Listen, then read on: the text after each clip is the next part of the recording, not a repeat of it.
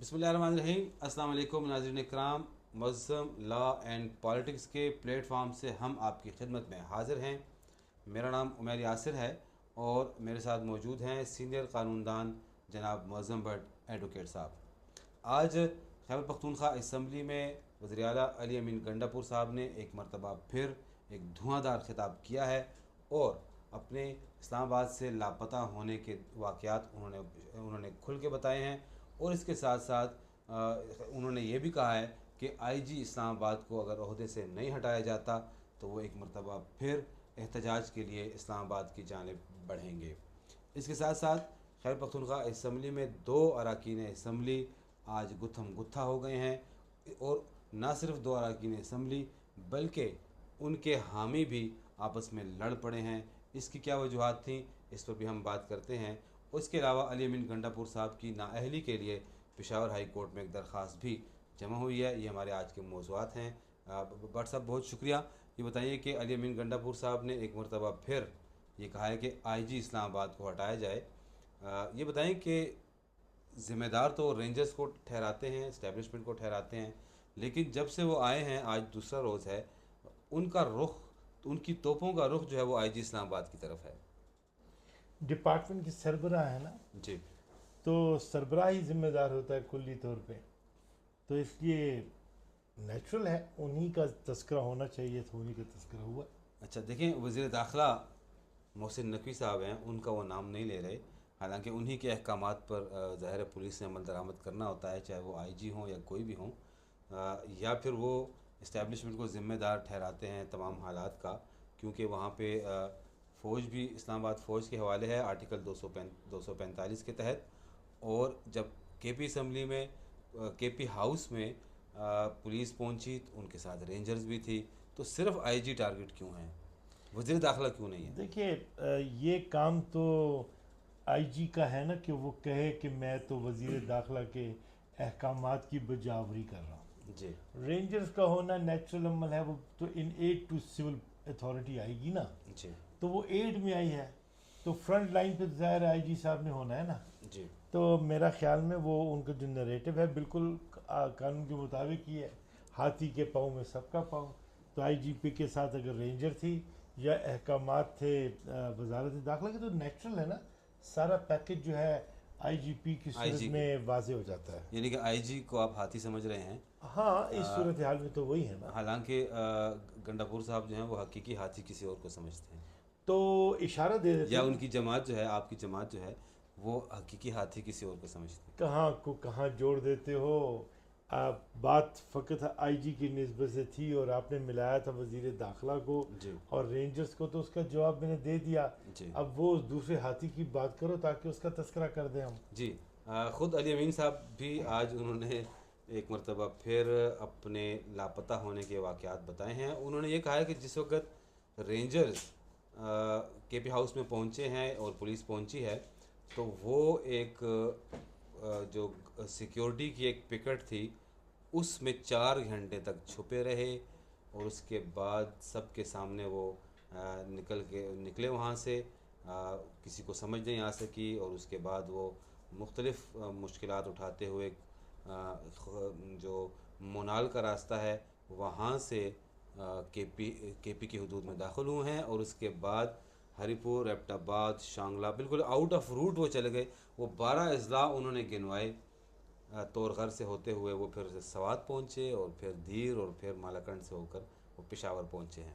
Skills तो है, ये उनके पास पैसे भी नहीं थे, उनके पास कुछ भी नहीं था। स्किल्स है ना, तो स्किल्स का इस्तेमाल किया है, अपना एहतजाज भी रिकॉर्ड करा दिया, जी इस्लामाबाद भी पहुँच आए, फिर अलहदा रास्ता भी लिया, जी हिरासत जो है उससे भी एतराज़ बरता, इसलिए कि ज़ाहिर है यहाँ पे कौमी और सूबाई रिस्पॉन्सिबिलिटीज़ भी है ना। जी तो अपनी प्रेजेंस उन्होंने हर जगह पे इस्टेब्लिश कर दी, तो ज़मीनी हकाइक के मुताबिक ही जो है वो इकदाम किए जाते हैं, तो इन्हें कहते हैं स्किल्स।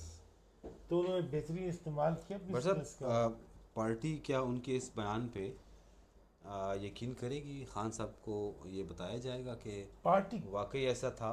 पार्टी है खान साहब, जी जी, मैं जो खान भी साहब की होता है वो खान साहब के फरमान के मुताबिक होता है। जी اور اگر خان صاحب نے کوئی لائن دی تھی اور علی امین نے اسے ڈیویٹ کیا ہے تو ظاہر ہے یہ اس لیول پہ خان صاحب ہی نے دیکھنا ہے. آپ کیا سمجھتے ہیں، خان صاحب مطمئن ہوں گے اس بات سے؟ میں سمجھتا ہوں کہ خان صاحب بہتر جانتے ہیں کہ وہ کس طریقے سے عملی اقدامات اٹھا رہے ہیں. اور میں نے کہا نا کہ جواب دہی علی امین کی خان صاحب کو ہے. خان صاحب کو اگر انہوں نے مطمئن کیا یا انہوں نے خان صاحب کے دیے گئے پلان پہ کام کیا تو پھر چیزیں آگے بڑھیں گی، وگرنہ نئی صورتحال کی نسبت سے علیحدہ ہدایات صادر ہوں گی. جو خان صاحب نے کہنا ہے ہونا وہی ہے، اور اگر اس سے پہلو تہی کی جائے گی تو سزاوار بھی ایسے ہی بندہ ٹھہرے گا جو پہلو تہی کرے گا. چلیں فی الحال تو خان صاحب سے ملاقاتوں پر پابندی ہے. آج علی امین صاحب کی نااہلی کے لیے بھی ایک درخواست پشاور ہائی کورٹ میں جمع ہوئی ہے اور اس کی سماعت بھی ہوئی ہے. اس پر اس درخواست میں یہ موقف اختیار کیا گیا ہے کہ چونکہ علی امین صاحب کے خلاف بہت سے مقدمات ہیں اسلام آباد میں اور پنجاب میں، اور وہ ایک غیر قانونی طریقے سے احتجاج کے لیے کئی مرتبہ اسلام آباد کا اور پنجاب کا رخ کر چکے ہیں، اس لیے انہیں نااہل قرار دیا جائے. بڑا مشہور ایک کہنا تھا، ایک ڈائلاگ تھا نا، مولے نو مولا نہ مارے تے مولا نہیں مرتا. جی ٹھیک ہے، تو میں تو پہلے کہتا ہوں وہ مولا جٹ ہے اور نوری ناتھ پہلے سے یہاں پہ بیٹھے ہوئے ہیں. جی تو ٹھیک ہے، وہ اپنی بین بجا رہے ہیں اور عدالت مسئلہ پہنچ گیا تو عدالت ان چیزوں کا جائزہ لے گی. جی تو قانون کے مطابق تو علی امین پیش بھی ہو رہے ہیں، ہر چیز کا سامنا کر رہے ہیں. مقدمات کا ہونا اس بات کو تو ثابت نہیں کرتا کہ کوئی دوسرا مجرم ٹھہر گیا. میں ہمیشہ بار بار دے رہا ہوں حوالہ ٹرمپ کا کہ اس پہ اتنے مقدمات بھی بنے، اپنی الیکشن کیمپین بھی کر رہا ہے. تو میں سمجھتا ہوں کہ ایک لبرل اپروچ کی ضرورت ہے. کاش کے اسٹیبلشمنٹ ڈائلاگس کی طرف مائل ہوتی، اس پہ اتنی صلاحیت ہے لیکن شاید وہ صلاحیت ان کے اس فیصلے کے تابع ہے کہ انہوں نے وہ کچھ کرنا ہے جو وہ کر رہے ہیں. اب کیوں کر رہے ہیں، بعض نظر میں عوام تو پریشان ہے. اب ان کے پاس اس کے کرنے کی اگر علیحدہ کوئی وجہ ہے تو ہو سکتا ہے کہ کوئی تاریخ دان آنے والے اوقات میں لکھے. فی الحال تو بہرحال ایک وہ تو کہہ رہے ہیں ہم سیاست سے ہمارا کوئی تعلق نہیں. کہتے رہیں، یہ تو باتیں سپریم کورٹ کے فیصلوں سے آیا ہیں، ان کے اقدامات سے وہ واضح تو ماضی کی بات ہے، ہم تو حال کی بات ہیں. حال کی بات حال میں وہ متعدد مرتبہ کہہ چکے ہیں، کون کہہ رہے ہیں؟ D G I S P R کہہ جو ہمارے سیاست سے کوئی تعلق نہیں. دیکھیں D G I S P R تو کہہ رہا تھا معافی مانگو، D G I S P R تو نشاندہیاں کر رہا ہے. جی وہ تو ایک عملی ایک سیاسی ماحول میں انہوں نے اپنے بیانیے دے دیے، تو بیانیہ بدلنا، وہ یو ٹرن تو آپ عمران خان کو کہتے تھے، اب اگر یہ بیانیہ بدل رہے تو ٹھیک ہے، یو ٹرن کسی کے لیے تو مخصوص نہیں ہے نا. جی آج خیبر پختونخوا اسمبلی میں 2 اراکین اسمبلی آپس میں لڑے ہیں اور اس کے بعد ان کے حامی اس لڑائی میں کود پڑے ہیں اور لاتوں اور مکوں کا آزادانہ استعمال ہوا ہے. اکھاڑے کا منظر پیش کر رہے تھے اسمبلی. وجہ صرف یہ تھی کہ ہمیں بات کرنے کا موقع دیا جائے، جس پر حکومتی جماعت کے جو رکن ہیں نیک محمد صاحب، جن کا تعلق وزیرستان سے ہے، اور تحریک انصاف پارلیمنٹیرین کے اقبال وزیر صاحب، ان کے درمیانی تلخ کلامی ہوئی پہلے، اور اس کے بعد بات لڑائی جھگڑے تک پہنچ گئی. میرے خیال میں ایک انتہائی منفی پیغام یہاں سے گیا ہے. تھرلر تھا نا. جی تو بس تھرلر جب ہوتا ہے تو منفی اثرات ہوتے ہیں. جی آپ کی خبر بن گئی، ان کا عمل سامنے آ گیا، بے اطمینانی میں اضافہ ہو گیا، فرسٹریشن تو پہلے سے بڑی ہوئی ہے. آپ کو یاد ہے وہ شروع میں ہی وہ سبز لباس میں ملبوس جو ہے وہ اس کی پی ایم ایل این کی جو خاتون تھیں، ان کا مظاہرہ یاد ہے نا آپ کو. تو بات یہ کہ ابتدا ٹنگ ٹکور کی، پہلے سے طارق کا واقعہ آپ کے ذہن میں ہوگا. تو یہاں پہ بڑی چیزیں بھی آپ کو دیکھنے کو ملیں گی. سبز لباس تو بٹ صاحب احتجاج ٹھیک ہے ایوان میں ہو رہا ہے، لیکن ہم تو لڑائی جھگڑے کی بات کر رہے ہیں. میں نے کہا کہ امپلائڈ سے ایکسپریسڈ ہو گیا نا. گیلریز میں جو ان کے حمایت یافتہ ان کے ورکر موجود تھے، وہ بھی اس لڑائی میں کود پڑے ہیں اور ایک بڑے پیمانے پہ ایک مناظر پاکستان نے دیکھے ہیں. یہ اچھا پیغام المیہ یہ ہے کہ یہ وہ اسمبلی تھی کہ جس میں قائد حزب اقتدار خان اعظم خان عبدالقیوم خان تھے، اپوزیشن لیڈر پہ ڈاکٹر خان صاحب تھے. بہت قداور شخصیات ہوتی تھیں، انہیں عوام کے پرابلمز کا پتہ تھا. وہ پاکستان کو بنا رہے تھے. بہت تکالیف انہوں نے دیکھی ہیں، یونیورسٹیز بنائی ہیں، کالجز بنائے ہیں، سیاسی اخلاقیات ڈیولپ کی ہیں، سیاسی ماحول بنائے ہیں، ریفارمز لے کر آئے ہیں، فلاح کے کام کیے ہیں، ان کے ذہنوں میں جو سوچ اور فکر تھی وہ پارلیمنٹیرین سے. اب یہاں پہ جو حالات بن گئے اور دیکھنے کو مل گئے، خون کے آنسو دل روتا ہے. تو کیا ایسا ہونا چاہیے؟ ایسا نہیں ہونا چاہیے.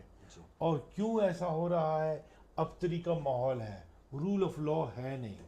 اب آپ دیکھیں جب رول آف لا کسی معاشرے میں نہیں ہوتا اور پارلیمنٹیرین لینگویج جو ہے وہ اسمبلیوں میں نہ دیکھنے کو ملے، اور پھر اپنے ذاتی اہداف ہوں، اسمبلی میں 47 45 کے فارمز کا تجزیہ ہو، پارلیمنٹ مکمل نہ ہو، اور ایسے حالات میں جب واقعات دیکھتے ہیں تو بہت تکلیف پہنچتی ہے. اب بھی دیکھو نا، آج بہت بڑا واقعہ ہوا ہے، اور وہ یہ کہ ہماری وہ چونکہ سپریم کورٹ کا فیصلہ تو آ گیا تھا نا کہ خواتین کی نشستیں میں مل جانی چاہیے، ریزرو سیٹیں پی ٹی آئی کے امیدواروں کو مل جانی چاہیے، وہ مائنورٹی ویو آ گیا، عمل درآمد سپریم کورٹ کے فیصلے کا نہیں ہوا. آج ہم نے سپریم یہاں پہ پشاور ہائی کورٹ میں پٹیشن فائل کی تھی، تو اس میں جو ہے ہمارے آئی ایل ایف کے جو پریزیڈنٹ ہیں چودھری اشتیاق جو ہیں، انہوں نے بہت خوبصورت اور بڑے بہترین دلائل دیے اور کورٹ کو پرسویٹ کیا کہ جناب بات ہمارے ناظرین کو بتائیے گا کہ یہ کیس کس بارے میں تھا. یہ کیس اس بارے میں تھا کہ یہ جو امینڈمنٹ لائی جا رہی ہیں ان کو کوشچن کیا گیا تھا اور عدالت سے کہا گیا تھا کہ انہیں روکیں کہ یہ کوئی اجلاس اس لیے طلب نہ کریں. ایک تو انہوں نے کہا کہ دیکھیں معاملہ یہ ہے کہ اسمبلی ابھی مکمل ٹوٹل نمبر نہیں ہے، سینٹ ابھی نامکمل ہے، قومی اسمبلی کے ممبران ریزرو سیٹوں پہ آنے ہیں، تو جب ٹوٹل نمبر نہیں ہے اور آپ نے اس کے 2/3 جانا ہے تو آپ جب تک وہ نمبر مکمل نہ ہو جائے آپ امینڈمنٹ کی طرف جا نہیں سکتے. نمبر 1. نمبر 2، ٹرائیکوٹمی آف پاور کے بنیاد پہ ہمارا کانسٹیٹیوشن قائم تھا، آبجیکٹو ریزولوشن کی بنیاد پہ قائم تھا. یہ جو امینڈمنٹس ہیں یہ تو خود و خالی ڈیولپ مختلف کر دیں گی، اور پیرالل جوڈیشری آ جائے گی، پھر سویلینز کے ٹرائل ملٹری کی طرف جا سکیں گے، آرٹیکل 8 ختم ہو جائے گا، بنیادی حقوق کی بات ختم ہو جائے گی. وہ آپ کو یاد ہو ایک وقت ہوتا تھا نا کہ ٹرائبل بیلٹ میں لوگوں کو اٹھا لیتے تھے اور آپ پوچھ نہیں سکتے تھے، ایف سی آر کا، تو یہ اس سے بھی اندوناک چلی جائے گی نیشنل سیکورٹی کے نام پہ، کسی کو بھی اٹھائیں اور اندر کر لیں تو وہ ماحول بن جائے گا. تو یہ بتائیے کتنی، ایک تو یہ بتائیں کہ ترامیم کتنی ہیں، یہ تو اس سے پہلے عوام کو، ہمارے ناظرین کو بھی اس سے اتنی زیادہ اس بارے میں معلومات نہیں تھی. ایک تو یہ بتائیں کہ کتنی ترامیم ہیں، ان کی تعداد کتنی ہے، اور دوسرا آج عدالت میں کیا پیش رفت ہوئی ہے، کیا احکامات جاری ہوئے؟ تقریباً میرا خیال میں 56 کے قریب جو ہے انہوں نے مینشن کی تھی آج ترامیم غالباً، اور اس میں جو ہے پھر عدالت نے موقف کو تسلیم کیا اور اسے آرگیویبل سمجھتے ہوئے فیڈریشن کو نوٹسز جاری کر دیے، سماعت کے لیے منظور کیا، سماعت کے لیے منظور کرتے ہوئے نوٹسز جاری کر دیے اٹارنی جنرل آف پاکستان کو. بہت بڑی کامیابی ہے. تو ایسے وقت میں لائرز جو ہے نا وہ آپ کو نظر آئیں گے، وہ ہیومن رائٹس کے لیے جو وکٹمز ہیں ان کی ضمانتیں کرانے کے لیے، کانسٹیٹیوشن کو بچانے کے لیے، کنونشنز کی صورت میں دکھائی دیں گے. اس وقت ملک میں آئینی اور قانونی بحران کا سامنا لائرز کر رہے ہیں، اور خاص طور پہ پی ٹی آئی کے جو وکلاء ہیں وہ فرنٹ لائن پہ آ کے ان تمام چیزوں کو فیس کر رہے ہیں. تو بہت بڑا ایک عمل ہے جو ذمہ داری کے ساتھ جو ہے لائرز سر انجام دے رہے ہیں. وفاقی حکومت کی کیا اس وقت منصوبہ بندی نظر آ رہی ہے؟ ابھی تو شنگھائی تعاون کانفرنس کا یہاں پہ انعقاد ہونا ہے، اور اس کے بعد اطلاعات یہ ہیں کہ 18 تاریخ کے بعد پھر آئینی ترامیم منظور کرنے کے لیے اجلاس بلایا جا رہا ہے. کچھ حمایت حاصل کی جا چکی ہے مولانا فضل الرحمان کی. اللہ کرے کہ شنگھائی کانفرنس بڑے اچھے ماحول میں ہو جائے. چونکہ ملیشیا کے جو پرائم منسٹر آئے تھے نا اس دورانی میں میسیج اچھا نہیں گیا، بڑی بری بات ہے. یہ شنگھائی کانفرنس اچھے طریقے سے ہو جائے، یہ ہماری بہت بڑی کامیابی ہوگی. باقی یہ ہے کہ اٹھایا جا رہا ہے، خصوصاً ہمارے پارلیمنٹیرینز کو، خاتون کو تو، کئی خواتین کو تو اٹھا بھی لیا گیا ہے. تو معاملہ یہ ہے کہ ہر لحاظ سے ہارس ٹریڈنگ، کمپیلنگ سرکمسٹانسز، مجبور کر کے، حراست میں ڈال کے، ہراساں کر کے وہ نمبر پورا کرنے کی کوشش کی جائے گی 25 سے پہلے. تو یہ ایک ایکسرسائز نظر آ رہی ہے بڑی دیوانگی کے عالم میں اسٹیبلشمنٹ کی جانب سے.